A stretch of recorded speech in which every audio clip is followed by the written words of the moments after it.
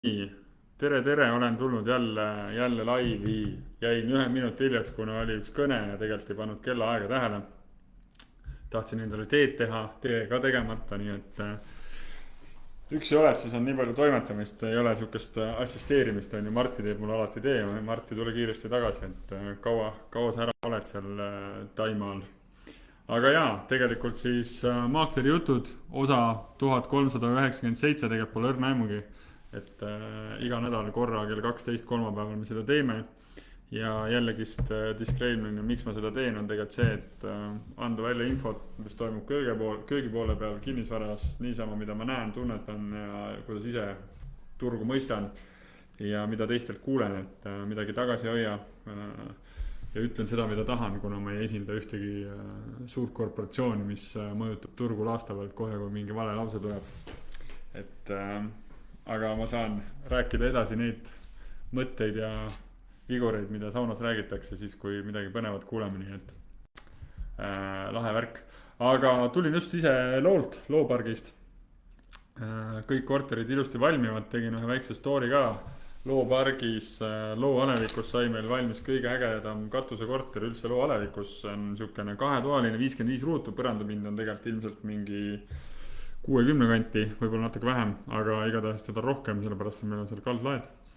Ja hästi suur ja avar, hästi mõnus tammeparkett,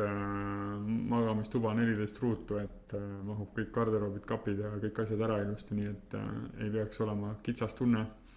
Ja mõnus nurgaga vannituba ka veel, et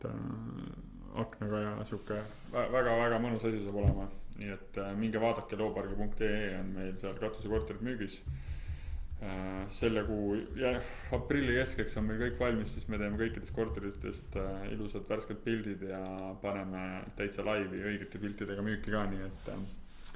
usun, et siis tuleb teine laine inimestena peale ja saab puhtaks see kõik, nii et on ilus vaade. Siis mis veel põnevat köögi poole peal, siin üks põnev althõlma kortermaja mul Põhja-Tallinnas müügis, kui tunned huvi, siis anna endast märku. Et 7 korterit on seal täna nii-öelda EHR-i kaudu justkui nagu olemas. Korteriomandid neid loodud pole, kuna on üks omanik, siis on vanast ajast jäänud veel kaasomandis kõik, aga kui on üks omanik, siis on lihtne, pärast et korteriomandid peale ja nii ta on. Aga sellel on perspektiivi teha see üürimajaks ja võib-olla mõni leiab sealt perspektiivi ka teha nii-öelda ostuks müügiks. Aga ütleme nii, et seal oleme läbi arvutanud, et seda marginaali väga palju pole, nii et igaüks peab nagu ise otsustama, ise vaatama, kuidas ta Excel toimib. Ja kui odavalt keegi ehitab, see on nagu ka teine asi. Aga kindlasti Põhja-Tallinna see Kalamaja piirkond, Kalamaja piirkonnast asub, on oluline see, et see on see miljööväärtuslik ala päris tugevalt suurelt, et seal on nagu hästi suured normatiivid selle poole pealt ees, mis maja väljaspoolt peab välja nägema, et jah, nii on. Aga võtke ühendust, et väga hea asukoha peal ja väga kihvt projekt kellegi jaoks kindlasti tulevikus, nii et see müügis on. Siis on mul Tapal üks suurem arendusmüügis kortermaja projekt 12 korteriga, millel on ehitusluba olemas eelmisest aastast täitsa kehtiv ja olen seda siin, tegelikult see on üleval ka, pikk 28, minge vaadake, et seal me müüme tegelikult põnev lugu, aga müüme tegelikult nagu firmat, millel on siis kinnistu sees. Siis ei ole vaja käibemaksuga tegeleda, et jälle üks trikk või mõte, mida kasutatakse, et oleks asi mugavam. Ja see firma ongi siis loodud ainult selle ettevõtte või selle kinnistu jaoks, et see on nagu nii-öelda tühi firma, et seal ei ole mingid üllatusi tulemas või mingid nõudeid tagant järgi. Et mida kõige rohkem ettevõtete müües või ostes kardetakse, ongi tegelikult see, et kui need on toimivad ettevõtted, et ei oleks mingid võlanõuded kuskilt tulemas. Et seda tegelikult raske ette näha ja seda kardetakse, et turu peal olen seda korduvalt kohtunud ja näinud, et inimesed ja ostjad nagu põevad seda, et äkki selle firmaga on tehtud mingisuguseid vingerbusse ja siis hiljem tuleb see välja, aga kui sina oled uus juhatuse liige omanik, siis sina vastutad selle eest, et see on nagu siuke riskikoht. Aga see pole kinnisvarast, tegelikult see on kinnisvaraga ju seotud, on ju. Mis tänased teemad on, mis ma ise siia natuke kirja panin ja oleme ausad jälle ChatGPT-ga pidasin aru, aga võtsin lihtsalt enda jaoks mõned teemad, mida me ei ole võib-olla puudutanud iga päev, aga tegelikult näeme ja tunnetame ja suhtleme kogu aeg. on kaks põhilist teemat, et kuidas saavad noored esmakordselt ostjad kinnisvaraturule ja üks põhiline teema, mida ma veel arutada tahtsin, on siis milline roll on täna tegelikult, mida ma näen kinnisvaramaakleril siis muutuvas turusituatsioonis, et siin ma pean silmas just AI-d, üleüldse büroosid, kinnisvara, kuhu liigub nagu see vahendusteenuse äri ja mida ma ise nagu usun või tunnetan, et võib-olla hakkan sellest noortest tegelikult siis pihta, et ja kui noortel siin kohe küsimusi on, võib-olla keegi kuulab, siis kindlasti esitage oma küsimused. Et ühte asja, mida ma tegelikult täna noortega, mul on endal suguvõsas päris palju noori, siuksed 20-seid natuke peale, kes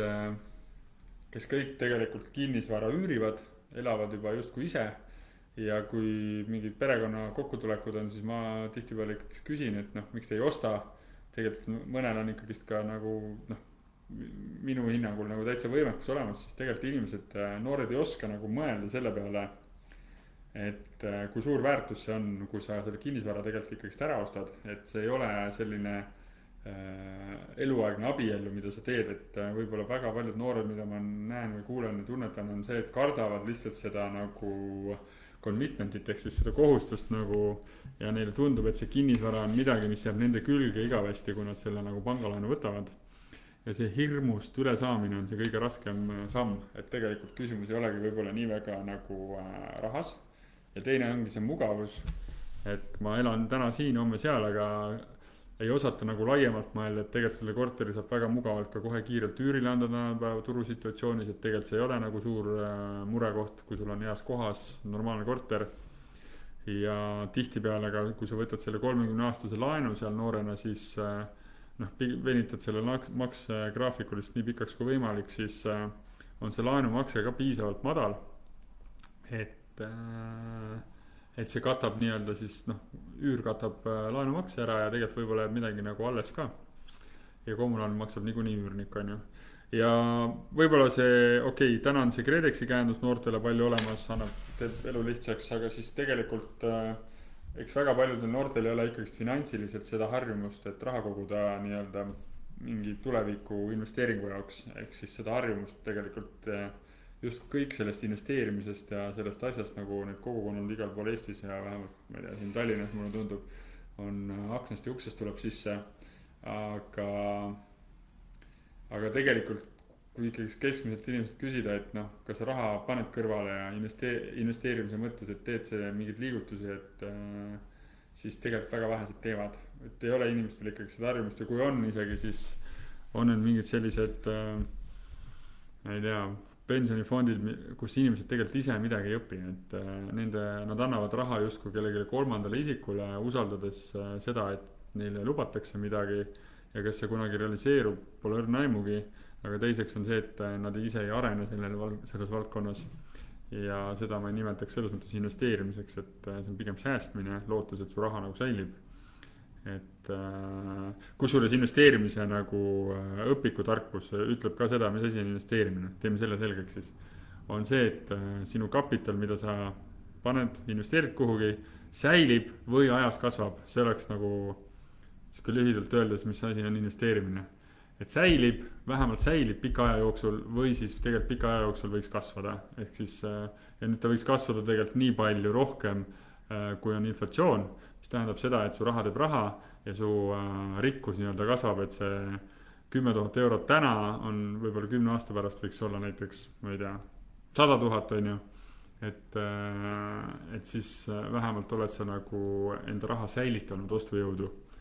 et see on siuke lollikindel teema. No võtame võib-olla kõige paremini, kuidas inimesed, noored mõistavad seda, osta kulda ja hõbedat, rasketel aegadel kuld, hõbe alati, kui me võtame näiteks ühe kullakangi, siis kuld hoiab alati näiteks seda, et mis aja hetkel oleneb majandusest mitme ühiku eest, mitme untsi eest sa saad näiteks osta endale ühe Mustamäe korteri. Et niisugune huvitav võrdlus. Päris äge oleks tegelikult kullaga osta notaris öelda, et ma maksan kullas. Et ma ei tea, kas nii saab teha. Ei saa, sellepärast, et kuld ei ole meil käiberaha täna tegelikult, et hõbe ka ei ole, et need on investeerimisinstrumendid ja tegelikult sa võid seda voodis kuskil hoida, aga ilmselt sa pead selle valuutaks ümber vahetama, valuuta on euro mida me nimetame rahaks, et siis jaa, ühesõnaga, et euro ei ole raha tegelikult, see on lihtsalt kokku lepitud mingi ühik, mis on tegelikult nimetatakse valuutaks ja sellega saad osta vara, näiteks kuldhõbedat, päris raha, või siis kinnisvara, või siis toormeid, või siis võlakirju või aktsiaid ja nii edasi. Et natuke siin rahatarkuse mõtteid juurde. Joosep küsib mult midagi. Peale korterite mingeid muid kinnisvaravorme ka julgeksid soovitada investeeringuna, a la mingid garaažid, laod või muu selline. Väga hea küsimus, Joosep. Julgen ikka selles mõttes, et ma olen väga, nüüd tulen ise selle juurde, et ma ise ei oleme vaadanud mõningaid garaažikohti, mis on kunagi vanasest ajast esimesed kortermajad uusarendused 15 aastat, 20 aastat tagasi tulid, siis seal oli see pull lugu, et seal tehti garaažiboksi ja panipaikasid tehti korteriomanditeks, mis andis võimaluse ka väljaspoolt maja osta neid asju ära. Et täna on tehtud erikasutuskorrad sellele, et tegelikult ainult maja siseselt saab neid kortereid või neid panipaikasid või parkimiskohti nagu müüa, osta, vahetada. Ehk sa pead olema selles majas nagu korteriomanik ka. Aga vanasti oli ikkagist jah see, et on Tallinnas ja Harjumaal siin üksjagu selliseid objekte, kus saab osta parkimiskohti. Need kindlasti võiks olla siis hästi käidavates kohtades, kui me räägime näiteks parkimiskohtade, kinnisvara mõttes parkimiskoht, korteriomand. Et sa ostad ära ja hakkad siis kas seal kohalikule majaelanikele välja üürima seda ja, või rentima siis, pigem üürima on õige. Ja siis või oled ostnud ära mingisugused suksed, ma ei tea, kõik panipaigad on ju, ja siis üürid panipaikasid välja, see oleks ka väga hea äri, et inimestel panipaikasid on alati vaja, seda väga soovitakse. Täna näiteks Tallinnas ma olen ikka ulmelisi numbreid kuulnud, et parkimiskoha eest makstakse 100-150 eurot kuus ja noh, see ei kulu, see ei nõua sult nagu mingit hoolt, on ju, kuskil maja all soojas garaažis pean silmas. Ja kui sa saad selle mingi 15 000 kätte on ju 20 000, tegelikult täna nagu need parkimiskohtade hinnad on metsikult tõusnud, et noh, loogika ongi see, et kui 5 aastat tagasi siin võib-olla oli parkimiskoht maja all 15 000, siis täna kesklinnas on 30 000, et see on nagu uus reaalsus, millega tuleb kohaneda, aga et kui sa niimoodi võtad, siis see tootlus on ülimadal, aga ta on hästi nagu lollikindel selles osas, et ta ei kulu, ta ei lähe katki, ma ei tea, seda pühitakse sinu eest, on ju, köetud ka. Aga kui sa oled selle juba vanast ajast ära ostnud või saad kellelgi soodsinnaga kätte, siis oma raha parkimisega justkui nagu sellega ei juhtu midagi, et ei pea nagu väga muretsema. Kindlustusi ka ei pea ilmselt tegema selleks, et mis selle parkimiskohal ikka juhtub, on ju. Et see on see koht. Aga ladude poole pealt see on ikkagist juba ärivaldkond, mida ma nimetan nagu selles mõttes, et täna on minilaod hästi populaarsed, nad teevad väga võimast reklaami, et sa tegelikult astud sinna turule siis selles mõttes nagu sellise koha pealt, et sa konkureerid väga professionaalsete tegijatega. Et kui sa piirkonna mõttes Tallinn või Harjumaa siin valid, siis sa pead nagu väga selgelt aru saama, et kellega sa konkureerid. Et kui sa üksik üritajana siin pakud midagi, siis võib keeruliseks minna või siis vakants läheb liiga suureks, et sellel ei ole ka nagu pointi. Ja ladu selles võtmes on ikkagist mingis hoones ilmselt mingisugune ühik, mida sa nagu tahad omada, siis tuleb arvestada seal erinevate asjadega, et seal on amortisatsioon, sa pead mingi kindlustuse tegema kindlasti, et juhul kui mingi tulekahju või veekahjustused on, et siis et selle, noh, mina isiklikult läheks, kui see versus üks ladu,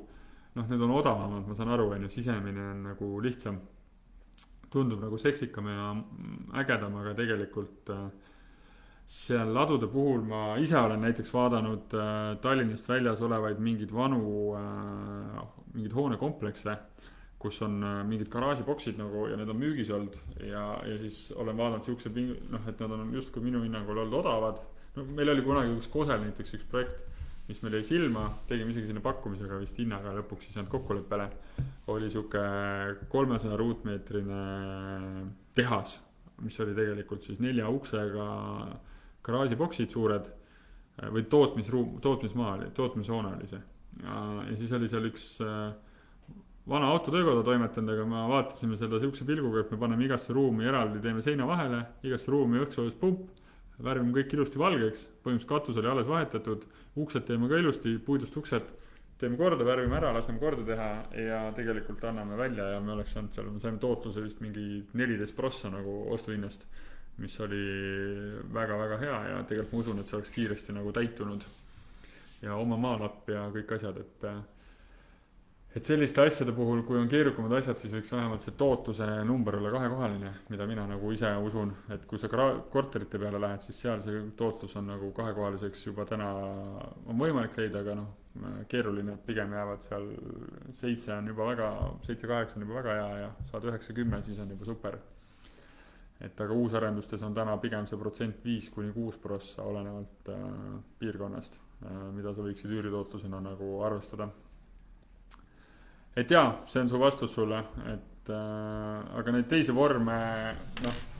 sa pead aru saama, mida sa teed selleks, et ärivaldkonnas näiteks ladude ostmisel või et sa pead aru saama juriidiliselt, mis staatus sellel siis on, et kas ta on korteri omand või sa ostad mingit kaasomandit notariaalse kasutuskorraga või tihtipeale on seal nagu rohkem segadust ja ebakorrapärasust, eriti nagu vanades kohtades, et uutes võib-olla on nagu vähe selgem see asi, aga sa pead rohkem juriidiliselt siis orienteeruma, et korterite puhul on nagu hästi lollikindel, et suures plaanis, kui sa mingit suurde kortermaja midagi ostad, siis on kindel, et see on korteri omand eluruum, on ju, kui sa just keldrisse jälle ei osta. Et seda rumalust vahepeal tehakse ka, et ma ei ütle, et soklikorrus omamine rumalus on, aga sa pead teadma siis täpselt neid nüansse, mis seal on ja mis seal ei ole. Et mõnikord inimesed ei mõista seda lihtsalt. Et korteri omand mitte eluruum, korteri omand eluruum, et mis nende vahe on, mis õigused või mis juriidiline staatus täpselt on ja kuidas see pangalaenud ja finantseerimised toimuvad ja kõik sellised asjad, et need on erinevad kõik. Vot, aga mida ma veel ikkagist näen seda, et alahinnatakse seda, et korterid, kui te ostate korteri nagu noore inimesena, ma ei tea, oled 22 või 21, siis aeg läheb mööda niikuinii, üks hetk sa oled 30, siis 10 aastat kinnisvaras on ikkagist väga võimas aeg ja tegelikult hea aeg selles mõttes, et see võit on kindlasti hinnatõusu mõttes kordades rohkem kui võib-olla kuskil mingites, ma ei tea, garaažiboksides on ju, aga kinnisvara mõttes unustatakse tihti ära see, et sa saad seda võimendust kasutada, mis on nagu hästi oluline, sa saad seda refinnida, et sa saad sellega igasuguseid trikke teha, et refinnida, kes ei tea, mis refinn tegelikult on, see tähendab põhimõtteliselt seda, et kui sul on täna mingi korter näiteks ostad, oletame lihtsalt numbrit 100 tonniga võtad, noore inimesena ostad, läheb 7 aastat mööda, selle korteri väärtus on näiteks 150 000 ja sa lähed panka, ütled, et kuulge, et ma tahan selle põhimõtteliselt refinnida paremate tingimuste peale, teed jälle 30 aasta peale ja võtad sealt põhimõtteliselt enda raha välja, võtad sinna laenu peale nii-öelda siis ja saad oma kapitali tagasi või saad 2 korda oma kapitali tagasi, pluss sul jääb see korter alles, sulle makstakse üüri sealt peale ja see raha on kõige olulisem on see, et kui sa võtad sealt kasumi välja laenuna justkui, siis see on maksuvaba tegevus, et sellest seda võimu nagu ka inimesed ei saa aru, et laen on maksuvaba, mis tähendab seda, et noh, kui sa korteri maha müüksid ja sa pole seal ise kunagi elanud ja sa teenid kasumit, siis sa peaks selle 50 000 pealt maksma tulumaksu, on ju, eraisikust räägin, kui tegutsed. Aga siis sellel juhul, kui sa teed refinni ja võtad sealt näiteks 30-40 000 välja, siis laenuna võtad sinna nii-öelda siis laenu peale veel ja teed uue laenulepingu võib-olla, teed graafiku jälle pikaks, siis mängid sellega seal, siis see raha on noh, tegelikult tasuta saadud, et sa ei maksa selle pealt makse selleks, et see on laen. Ja su üürnik maksab ikka sun ju seda laenumakse ja nii edasi. Et see on see ilus asi, mida väga paljud nagu võib-olla pika perspektiivini ei vaata, mida kõike sellega teha saab. Tagatisena saab kasutada tulevikus teise korteri ostuks, võib-olla sissemaksuks kasutada,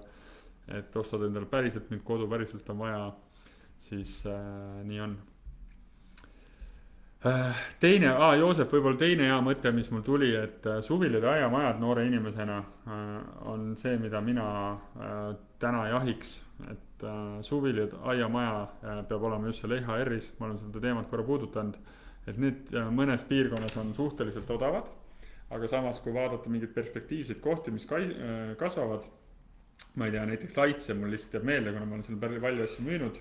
ja olen nagu selle piirkondaga veits tuttav, samas Tallinnast väljas, seal on mingi kinnistu maksab reaalselt täna mingi 20 000, 30 000 hakkavad pihta, olenevalt objekti seisukorrast, aga lõpuks sind see maja ei huvitagi seal peal, vaid sa ostad lihtsalt tegelikult selle investeeringuna selles osas, et võib-olla veits kõpitsed, annad mingile inimesele veel 300-400 euro küürile ka, ostad selle välja, aga kui see on väiksem kui 2500 ruutu ja 2 aastat sinu omand, siis pärast eraisikuna müües ükskõik kui palju sealt tulu teenid, ei pea sa tänase seaduse järgi ei pea sa tulumaksu sealt maksma. Ehk siis see tegevus on tulumaksuvaba seadusest tulenevalt, et ja see on nagu hea koht, kus eraisikuna võib-olla veel raha parkida ja võib-olla natukene üüriraha ka saada, et suures plaanis on sul sellest majast ka suva, et kas üürnik seal laamendab või mitte, seks, et need majad on niikuinii niisugused suvilad aiamajad ja aga jaa, et see on nagu üks koht, mida mõelda noorena. Okei, aga näed, 22 minutit suutsin jahuda sellest, nii et kui kellelgi veel küsimusi on, siis igatahes küsige. Aga siis arutaks järgmise teemana, et ma loodan, et see noorte teema sai nagu veidike ammendatud. Ühesõnaga mu soovitus noortele on minge panka, uurige oma laenuvõimekus välja ja võtke igal juhul laenu, sellepärast et laenud ei lähe, ma ei tea, võtame 15 aastat edasi, elu ei lähe kuidagi odavamaks, vaid kogu aeg kallimaks. Nii et oske see freaking korter ära, pidage aru minuga või kellegi teisega, kes on pikalt turul olnud natukene, ostke kas või 1 toaline, andke üürile või ostke siis midagi muud, aga siis lihtsalt need juriidilised nüansid tehke selgeks ja nii ongi. Ja ärge tegelege mingi seksikate asjadega, et tavaliselt kinnisvaras seksikad asjad on need, mis on justkui kõrge tootlusega, palju peavalu ka. Et mõnikord, kui hind on odav, siis ei tähenda seda, et kinnisvara kohe kehva on, vaid mõnikord tähendab see hoopis seda, et need kliendid, kes sul on, seal on väga kehvad. Et see kontingent, kellega sa hakkad suhtlema, on nagu see kontingent, kellega sa ei taha nagu oma elus suhelda. Ma ei tea, mingid suksed, mõned omavad näiteks Põhja-Tallinnas või kuskil seal nendes vanades ühikamajades, kus ei ole isegi tubades vetsu, vaid ühisköögid ja vetsud, omavad neid korteri omandeid, siis sa ei taha lihtsalt sinna nagu minna põhimõtteliselt, et kontingent on lihtsalt selline, et vähe keerulisem värk. Aga nüüd edasi minnes siit on siis see, et milline roll on kinnisvaramaakleril muutuvas turusituatsioonis ja siin ma pean just kõige rohkem nagu, mida ma viimasel ajal ise olen tähendanud ka nagu seda AI teemat sisse ja üldse sellist kinnisvara nii-öelda tarkust, mis tuleb. Et mul oli siin üks hea vestlus ka selle kinnisvara mõttes ühe selle, et mis asi on siis PropTech, kas keegi teab? Kui teab, siis pange pöial, aga tegelikult property technology ehk siis tegelikult eesti keeles on see siis kinnisvarasektori digitaliseerimine, et toimub täna nagu väga suures hulgas ja siis ma mõtlesin, et päris põnev on teile teada anda seda, et ma olen seda korra jälle puudutanud, näiteks üks asi, mida arendustes vähemalt Reterra kasutab, on Tobu on selline tore kinnisvara rakendus ja household nii-öelda nimetusega, mis tähendab tegelikult seda, et kui sa ostad nende arenduses korteri, siis seal on selline AI sisse programmeeritud, kus sa saad oma korteri kohta põhimõtteliselt kasutusjuhendi, hooldusjuhendi, siseviimistluskokkuvõtte, pluss sa saad AI-ga suhelda seal otse näiteks, mis on minu seinavärv, kuidas ma termostaati kasutan, siis ta vastab kõike seda, mis sinu korteriga seonduvalt on. Ja siis on ka minu hooldustegevused, näiteks teavitused ja mul tuleb meili peale see nagu reaalselt, et uksehooldus 3 kuu pärast, välisukse hooldamine 3 kuu pärast, akende hooldus 3 kuu pärast, ventilatsiooni hooldus 3 kuu pärast, näiteks mingi filtrite vahetus, et ta tuletab sulle meelde põhimõtteliselt nagu mingi kalender sul ja siis neid nagu põhimõtteliselt peab teostama ja on kirjas siis vastavates juhendites. Siis teine, mida kasutatakse kindlasti täna, mida me näeme, on ikkagist aina enam kogu see AI videovärk, heli, kogu video või nagu müügiportaalide reklaamid lähevad aina selliseks selles mõttes emotsionaalsemaks, et nad lähevad nagu poolnaljaga tehtavad videod, et koguda lihtsalt klikke. Ma nüüd isiklikult arvan, et kui sa teed, mida ma hästi palju tegelikult näen ja mõned bürood teevad väga naljakaid ägedaid videosid, mis on minu arust nagu tore vaadata, selleks, et sotsiaalmeedia toimubki nagu sellest, et see peab olema meelelahutus või siuke, kui sa tarka juttu ajad, siis sa saad nagu kordades enam vaatajaid, see on nagu fakt. Et inimesed ei viitsi seal sotsiaalmeedias olla selleks, et kuulata midagi, et see, kui siis väga harva. Enamasti on see ikkagist ju brain freeze ja lihtsalt scroll ja see, mis su tähelepanu tõmbab, et sellepärast sa seal oled, aga lihtsalt mida ma näen, on ai videod, kõik selline sihuke poolnaljaga tehtud videod, need toimivad, tõmbavad klikke, aga need ei müü otseselt korterit maha, vaid aga need jätavad brändina meelde selle isiku, selle maakleri, et ta tegi midagi ägedat, et laseks enda korteris ka teha, et inimestele jääb lihtsalt see fun jääb meelde, et emotsioon. ja see toimib, et aga nüüd, kui rääkida ai-st konkreetsemalt, siis täna väga paljud büroodes on, ma tean, pakutakse ja ma ei tea, kes veel kasutavad, aga meile ka pakutud on ikkagist robotkõnede tegemine. ai assistendid on olemas täna väga lihtsalt, ise olen uurinud ja mõelnud ka kasutada vahepeal siin. ChatGPT on ju, siit saad teha kõik reklaaminduse Canva kaudu, ainult ütle ja anna sisendit ja tegelikult flaierid tulevad, et mida postitada siis sotsiaalmeedias jälle. Et täna ka siin olin kinnisvara mõttes olin enne kui podcast'i siin hakkasin tegema, siis ChatGPT-ga pidasin aru, mul on ta häälega koos, et siis ma saan kontoris nagu häälega suhelda, ma ei viitsi trükkida. Et ta kirjutaks mulle roheenergiast natukene Eestis ja Eesti ja Tallinna kontekstis ja tegelikult kirjutas mulle sihukese huvitava artikli ja ma ütlesin, et arvestaks aasta 2025 ja 2026 seisu. Et ta mõnikord võtab lihtsalt neid andmeid, kui tasuline on, siis ta võtabki kõige uuemaid, aga ta ikkagist kuidagi jääb kinni natuke kuskil oma teadmistes. Et siis see ongi näiteks see, et eelmise nädalaga läheb veits kokku, et kas ai hakkab rikkuma nagu tehinguid, et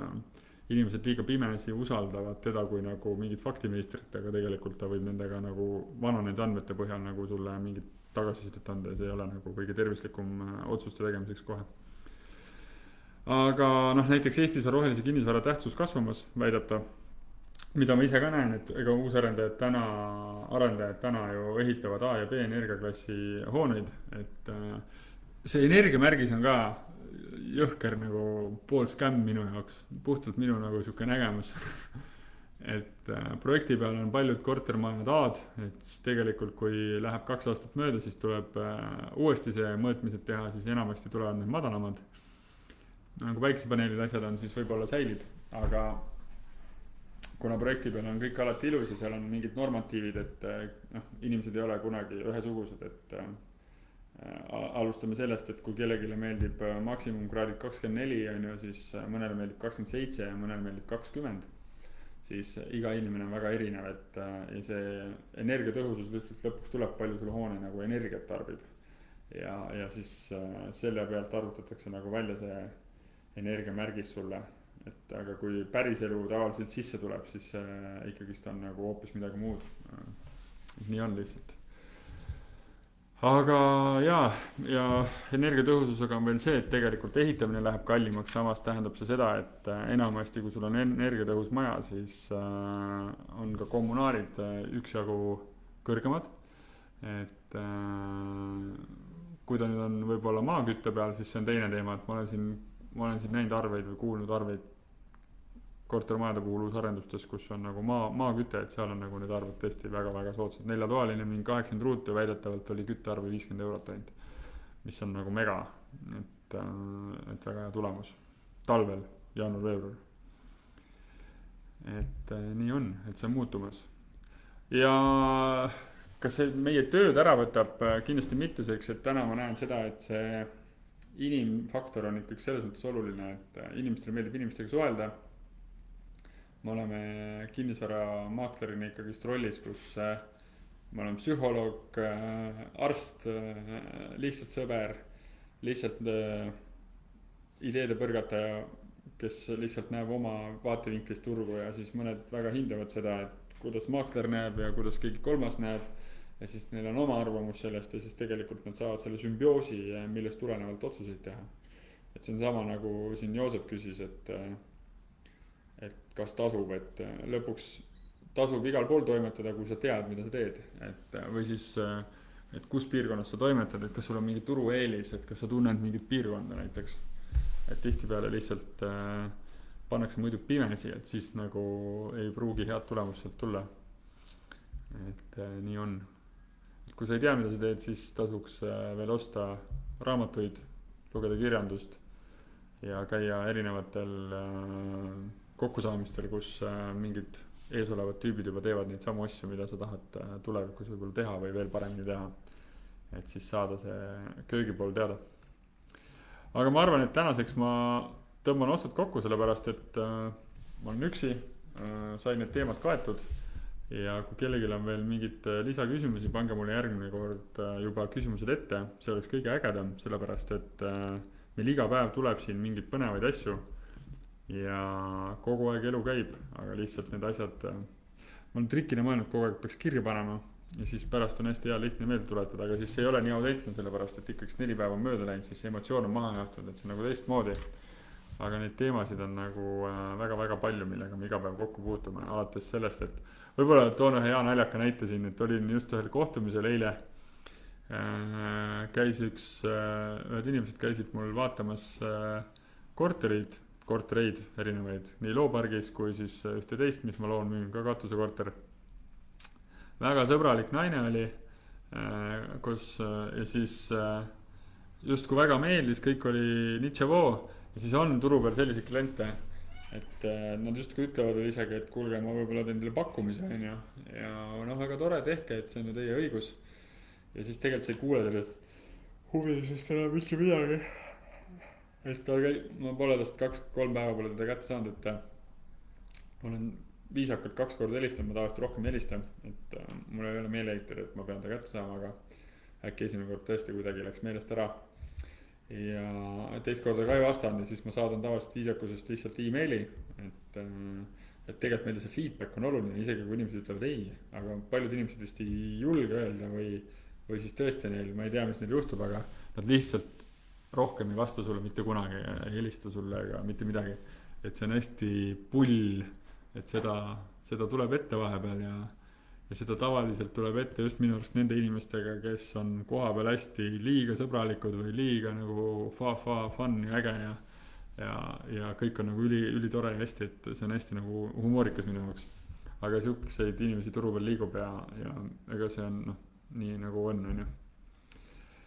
Et näiteks Lasnamäe turust rääkides, et täna, mis ma nagu tahtsin rääkida, on see, et kui sul on siuke 10-15 aastat vana korter, täna 2-3 toaline, võib ka 1 toaline olla, siuke võib-olla vanemas majas, oleme seda teemat natuke vahepeal puudutanud, moraalselt väsinud, siis lihtsalt hea näide sellest, et seal tuli hindamisakt 154 000, üks korter, mis meil müügis on Lasnamäel Läänemere teel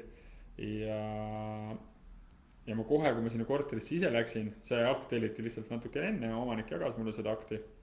Ja siis kohe, kui ma sinna läksin, siis ma sain aru, et tegelikult seda ei saa selle hinnaga müüa, et kui siin ei teeks mingit värskendust, et seinad võiks ära värvida ühe tooniga valgeks või siuksed vähem pastelsed. Et praegu seal iga tuba on eri värvi, sinine, kollane, põrand on kulunud kõvasti, mõnest kohast on liist lahti, mõnest kohast on põrand laiali vajunud. Ja see kõik omakorda mõjutab seda, et tegelikult isegi kui ta portaalis üleval, siis selle hinnaga seda müüa ei saa, et sellised korterid enamasti kahjuks lähevad turus aktist allapoole hinnaga müüki. Ja nad peavadki minema, kuna nad, faktiliselt on see, et piirkond hoiab seda hindu üleval, aga seda hoiavad üleval siis ilusad korterid, mis on nagu justkui peaaegu sarnased, aga nad on oma stiililt ja kontseptilt nii-öelda terviklikumad ja uuenduslikumad ja sellised moodsamad. Et kui sul on täna nagu moraalselt väsinud korter, siis tegelikult see mõjutab retsilt hinda, kuigi see võib hindamisaktis mitte nii palju väga kajastada, aga siis emotsionaalselt see mõjutab ja noored ja inimesed, kes otsavad esimest kodu 1-2 toalist ilma lasteta, siis need ei soovi sellist väsinud ja koledat kodu, et nad pigem saavad vähem ruutmeetrid, maksavad sama hinda ja lähevad vähe paremasse korterisse, et see on nagu see reaalsus. Et täna see 2-toalise puhul suur 2 näiteks 53 ruutu, see on tegelikult miinus. Et kui ta ei ole veel ilus korter ka, et inimesed kardavad neid kommunaale ja nii edasi. Aga olgu, tehke tarku tehinguid, saame suhelda uues kolmapäeval, korra update'in veel küsimuste vooru, ei ole midagi. Ja näeme juba järgmisel kolmapäeval Maakleri juttudes. Tšau!